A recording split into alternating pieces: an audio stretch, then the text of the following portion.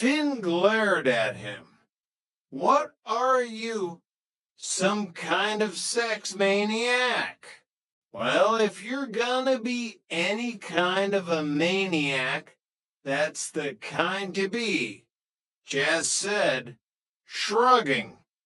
Don't you ever think of anything else? Yeah, like right now I'm thinking how come I opened the front door without a key?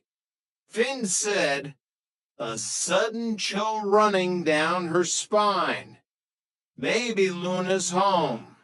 Luna, Luna, just called out, poking his head into the kitchen. Maybe she's taking a shower. You're right. I'll go look. Hold it, Finn said, grabbing his arm. I don't hear any water running. I'll go look anyway. Maybe she's taking a bath. Now will you stop kidding around? Finn demanded, her voice serious. Which one of us was the last to leave the house this morning? Jazz frowned. That's hard to say. You and Luna left before I did. Did you forget to lock the door? Burglars, Finn whispered, her eyes wide. Jazz, there've been a lot of break-ins around here lately. You're right, that young couple next door. They've been ripped off twice. You mean Horace and Mike? Jazz asked, confused. Burglars don't care about your sex life. Jazz, Finn snapped. She looked around the living room. Pictures, plants, lamp. Well, nothing seems to be missing. Jazz, nothing seems to be missing. Finn, so you have nothing to worry about, Jazz said, trying to reassure her. Unless the burglars are still here, Finn whispered, clutching his arm. You had to find something to worry about. Maybe they're hiding. You want to go and look in the bedroom? Why disturb them? Jazz deadpanned. All right, if you're chicken, I'll go, Finn said, starting towards her bedroom. No, you stay where you are. After all, who's the man around here? Just puffed out his chest. Why, look. Right, Charlie. Bill, you stay outside. Careful with those shotguns. Fred. Yes, sir. Fred, listen carefully. Take the muzzle off of the Doberman. That's it. I'll go in first, if they have any, since they'll make a run for it. Jazz crept into Finn's bedroom, then emerged a moment later. There's nobody in there. Oh, what about your room? Your room, Finn said, her eyes widening in horror as she looked into Jazz's notoriously messy bedroom. Oh my God, what a mess! Somebody broke in. No, that's just the way I left it, Jazz said calmly.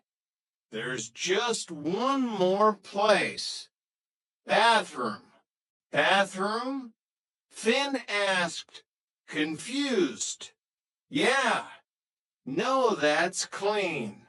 Wait a minute, Jazz said, his eyes scanning the bathroom. Where's the radio? It's right over here on this empty shelf, Finn said, pointing. Oh no. Oh no, no, no. We're out 300 clams. Oh, Finn, that's ridiculous. Jazz scoffed. That little radio couldn't be worth 300 clams. But underneath that little radio was an envelope with our rent money in it. Finn wailed. $300 cash. What? Jazz gasped. Yeah, let's call the police. No, wait. Don't panic, Finn said, trying to calm herself. Let's check first. Maybe it slid down or fell under something. They began frantically searching the apartment. Okay, you see anything? Jazz, still looking under the couch, suddenly let out a yelp. No, you scared me half to death. Oh, that's okay, Finn said, exasperated. I had to go to the bathroom anyway. What is going on? Just then, Luna walked in, humming cheerfully. Luna, now I want you to think very carefully. What about this morning? Yeah, before you left for work. Yeah, did you touch the rent money? Luna blinked innocently. Yeah, when I took the radio. Finn and Jazz stared at her. You took the radio? Finn asked, her voice barely a whisper. Yeah, I took it to be repaired, Luna said, completely oblivious to their horror. Oh boy, you took it to be repaired, Jazz muttered. We were just about to call the police. Really? Luna asked, her eyes wide. What did you do with the rent money? Oh, I just left it over there on that empty shelf, Luna said, pointing to the now empty shelf where the radio had been. Finn and Jazz exchanged a look of utter despair. Call the police, they said in unison.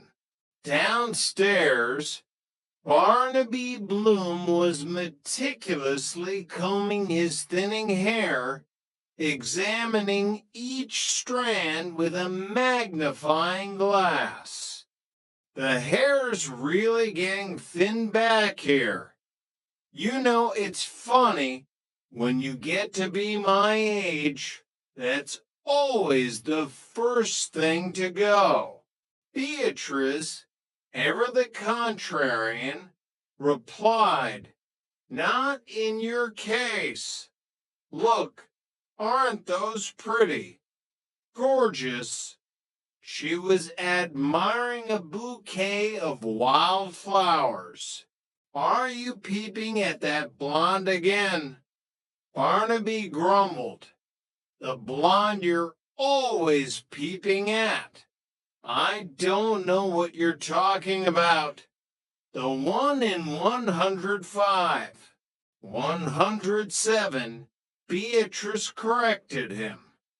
I got news for you, Barnaby. You got competition. We had a peeping Tom the other night. You're making that up. Barnaby scoffed. No, I'm not. I saw him plain as anything. He was looking in our bedroom window and yawning. Beatrice insisted. Barnaby's eyes widened. You must have been getting undressed.